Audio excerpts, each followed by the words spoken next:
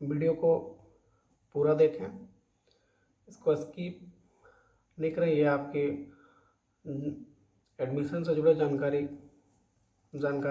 के बारे में है। हम इस वीडियो में बात करेंगे FYUGP 2022 से 26 की, और अप्लाई के बारे में और उसके डेट्स के बारे में, चांसलर पोर्टल क्या है उसके बारे में, और न्यू एजुकेशन पॉलिसी के बारे में, या न्यू एजुकेशन पॉलिसी या फिर नेशनल एजुकेशन पॉलिसी 2020 भी इसे हम कहते हैं। आइए हम सबसे फर्स्ट टॉपिक के बारे में बात करते हैं। FYUGP यानी कि इसका फुल फॉर्म अगर हम देखें तो इसका मतलब हुआ कि 4 year undergraduate programme 2022 to 2026। इसके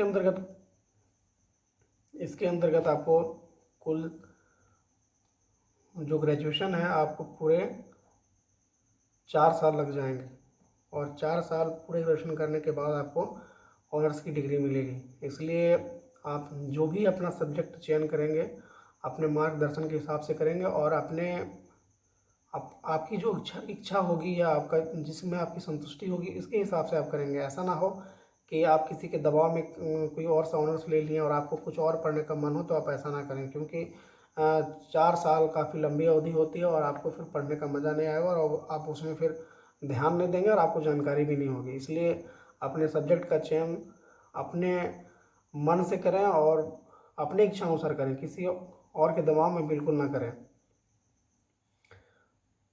हम बात करते हैं अप्लाई के डेट्स के बारे में। तो जो अप्लाई का डेट है वो स्टार्ट हो रहा है 5 तारीख 8वां महीना 2022 से, जो कि स्टार्ट हो चुका है, और इसका अंतिम डेट एप्लीकेशन डालने का ऑनलाइन 16 तारीख 8वां महीना 2022 तक 6 बजे शाम तक हम इसको डाल सकते हैं। जो फर्स्ट मेरिट लिस्ट आएगा आपका वो 18/8/2022 को आएगा। फर्स्ट मेरिट लिस्ट यानी इसका मतलब ये हुआ कि किस किस का एडमिशन होगा, किस कैंडिडेट्स का नेम सेलेक्ट हुआ। ये आपको सबसे पहला जो मेरिट लिस्ट होगा वो 18/8/2022 को आपको दिखेगा, और उसमें जो सबसे पहले विद्यार्थी जो चयनित होंगे वो उस लिस्ट में उसके नाम आएंगे। और जैसे ही फर्स्ट मेरिट लिस्ट आएगा उसके 2 दिनों के बाद एडमिशन चालू हो जाएगा। एडमिशन का जो सबसे पहला तारीख है वो 20 तारीख 8वां महीना 2022 से स्टार्ट होकर जो लास्ट डेट इसके लिए तय किया गया है वो 28/8/2020 तक है। लेकिन बाद में इस जो 28/8/2022 है उसमें बाद में बदलाव भी किया जा सकता है, क्योंकि अगर कैंडिडेट्स ज़्यादा हो जाते हैं, स्टूडेंट ज़्यादा हो जाते हैं, तो फिर बाद में डेट्स को बदला भी जाता है। और जो फर्स्ट लिस्ट में जो एडमिशन लेंगे उनका जो वेरिफिकेशन होगा कागज़ का, वो यानी कि जो भी आप डॉक्यूमेंट्स अपलोड करेंगे उसमें या जो भी जानकारी देंगे वो आपके 20/8 से ही वेरिफिकेशन होना चालू हो जाएगा, जो कि 31/8 तक होगा, 31/8/2022 तक होगा। और इसमें एक और डेट को क्लेरिफाई कर दिया गया है कि 20/9/2022 से आपकी कक्षाएं स्टार्ट हो जाएगी, यानी कि एडमिशन होने के बाद आपकी कक्षाएं, ऐसा उम्मीद है कि 20/9/2022 से आपकी कक्षाएं शुरू हो जाएंगी।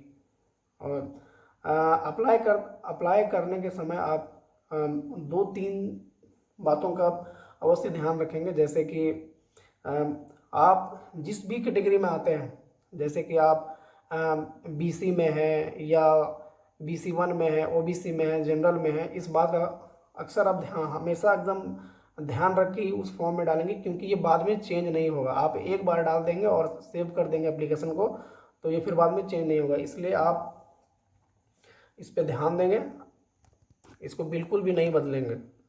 और आपका जो कास्ट है, यानी कि आप हिंदुज़्म से संबंध रखते हैं या इस्लाम से संबंध रखते हैं या फिर क्रिश्चियनिटी से संबंध रखते हैं या फिर आप जैनिज़्म हैं, तो ये चीज़ भी आपको ध्यान में रखना होगा, क्योंकि ये सब चीज़ें बाद में नहीं बदली जाएंगी।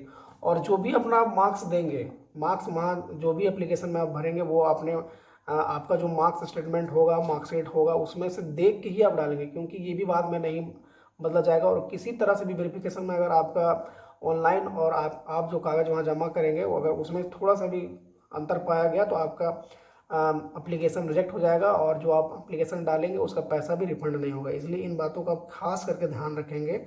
और अगर इन चीज़ों के बारे में आपको जानकारी लेनी है तो आप किसी भी नहीं, कुछ सेंटर्स को यहाँ पे निर्धारित कर दिया गया है जहाँ पे इसकी जानकारी आप जा कर के ले सकते हैं। आईसीआईसी बैंक में इसका सेंटर दिया गया है, और उनके कुछ नाम भी दिए गए हैं, कुछ लोकेशंस बताए गए हैं जहाँ पर जाके आप इनकी जानकारी ले सकते हैं। जैसे कि आईसीआईसी बैंक में जाना है आपको कहाँ कहाँ, वो सबसे पहला है वीव्यू कैंपस में। अगर आप हजारीबाग के आसपास के हैं तो आप वीव्यू कैंपस में जाएंगे, और अगर आप रामगढ़ के आसपास में हैं तो आप रामगढ़ कॉलेज में जाएंगे, और चतरा के आसपास के रहने वाले हैं तो आप चतरा कॉलेज में जाएंगे, और गिरिडीह के आसपास के हैं तो आप गिरिडीह कॉलेज में जाएंगे, और आप तिलैया कोडरमा के आसपास के रहने वाले हैं तो आप जय जय कॉलेज तिलैया कोडरमा में जाकर आप इसकी टोटल जानकारी आप ले सकते हैं कि कब से कब तक फॉर्म भरा जाएगा, किस डेट को मेरिट लिस्ट निकलेगा, और कैसे अप्लाई करना है, कहाँ अप्लाई करना है, इन तमाम चीज़ों के बारे में वहाँ जाके आप पूछ सकते हैं। अब हम बात करेंगे चांसलर पोर्टल के बारे में कि चांसलर पोर्टल है क्या। चांसलर पोर्टल एक वेबसाइट है या एक माध्यम है जिसके थ्रू हम अपना एप्लीकेशन या जो भी कैंडिडेट ऑनलाइन अप्लाई करेगा उस साइट के थ्रू अप्लाई करेगा, और ये आप खुद अपने मोबाइल से भी कर सकते हैं या फिर किसी कैफेटेरिया में जाके या कैफ़े में जाके आप उनके थ्रू भी करवा सकते हैं। उनके लिए हर कैफेटेरिया का शुल्क निर्धारित होता है, वो अपने हिसाब से लेते हैं, तो वो वहाँ पे डिपेंड करता है कि वो कितने पैसे लेंगे, और वो अपने काम के आधार पे पैसे लेते हैं कि उतना उनको कितना काम है, कि क्या क्या अपलोड करना है, इसके हिसाब से वो लोग पैसा लेते हैं। तो ये चीज़ आप अपने मोबाइल से भी कर सकते हैं या फिर कैफ़े में जा कर के भी कर सकते हैं। अगर आपका फ़ोन अच्छा है, नेट बढ़िया चल रहा है उसमें, तो आप इस चीज़ को चांसलर पोर्टल में जाके इसको खुद से भी कर सकते हैं। और ये चांसलर पोर्टल का साइट हम अपने डिस्क्रिप्शन में दे देंगे, आप वहाँ से भी जाके कर सकते हैं या आप कैफ़े में जाके करा सकते हैं। चांसलर पोर्टल जो है वो पूरे झारखंड के लिए एक ही साइट है। वो साइट क्या है, झारखंड universities.nic.in पे जाके आप इस चीज़ को अप्लाई कर सकते हैं। अब हम जानेंगे कि न्यू एजुकेशन पॉलिसी या फिर नेशनल एजुकेशन पॉलिसी 2022 क्या है, उसके बारे में हम थोड़ी सी चर्चा करेंगे।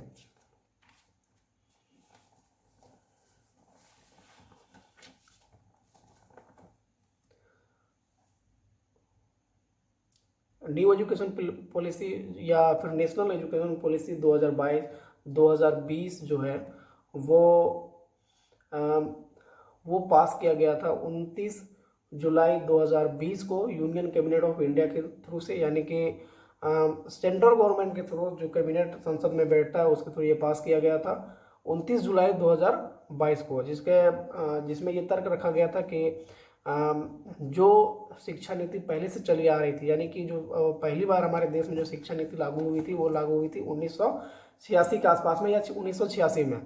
लेकिन उस 1986 के शिक्षा नीति को हटा करके ये नई शिक्षा नीति लागू की गई है, जिसमें बहुत सारे बदलाव किए गए हैं। जैसे कि पहले ग्रेजुएशन 3 साल का होता था, लेकिन इस बार से ग्रेजुएशन 4 साल का कर दिया गया है।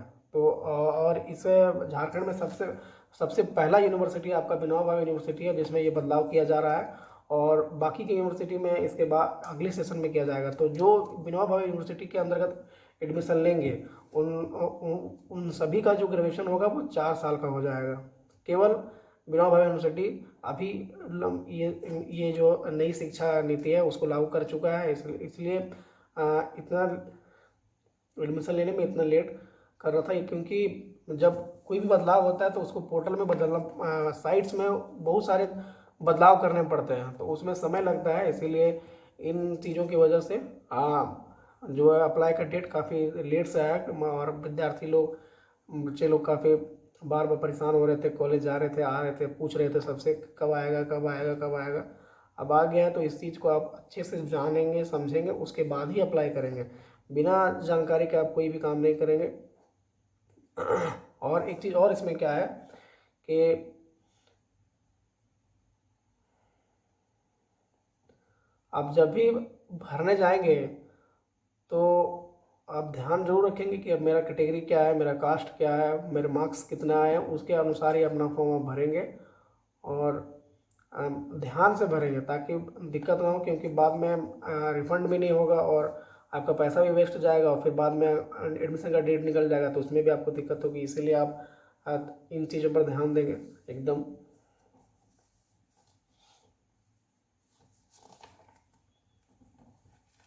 और जो आपका FYUGP है, यानी कि 4 ईयर अंडर ग्रेजुएट प्रोग्राम 2022 से 26 तक, इसका जो पहला सेशन है वो फर्स्ट सेशन यानी फर्स्ट सेमेस्टर में जो होगा एडमिशन, वो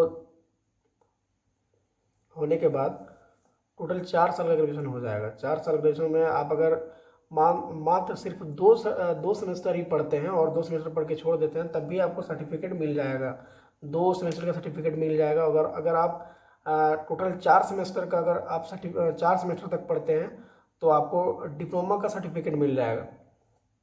डिप्लोमा का सर्टिफिकेट मिलेगा। और जब अगर आप 6 सेमेस्टर तक पढ़िएगा तो आपको ग्रेजुएट का डिग्री मिलेगा, लेकिन ऑनर्स की उपाधि नहीं मिलेगी। केवल ग्रेजुएट की डिग्री मिलेगी लेकिन ऑनर्स की उपाधि नहीं मिलेगी। और जिसका सेमेस्टर 6 में 7.5 यानी 7.5 पॉइंट अगर रहेगा CGPA, तभी उसका सेमेस्टर 7 में एडमिशन होगा और तभी उसको ऑनर्स की उपाधि मिलेगी। यानी 8 सेमेस्टर आपको पूरा करने के लिए मिलेगा। इसलिए जब आप सेमेस्टर 6 में जाएंगे तो इस चीज़ का खास ध्यान रखेंगे कि मेरा उस सेमेस्टर में कम से कम 7.5 पॉइंट बने, जो कि काफ़ी मुश्किल है। अगर किसी का भी अगर उससे कम रहा तो आप उसको आगे सेमेस्टर में नहीं दिया एडमिशन नहीं दिया जाएगा और उसे ऑनर्स की उपाधि नहीं मिलेगी। इसलिए आप इन तमाम बातों का भी ध्यान रखेंगे एग्ज़ाम के दौरान और उसके हिसाब से ही अपना एडमिशन लेंगे। और एडमिशन लेने के लिए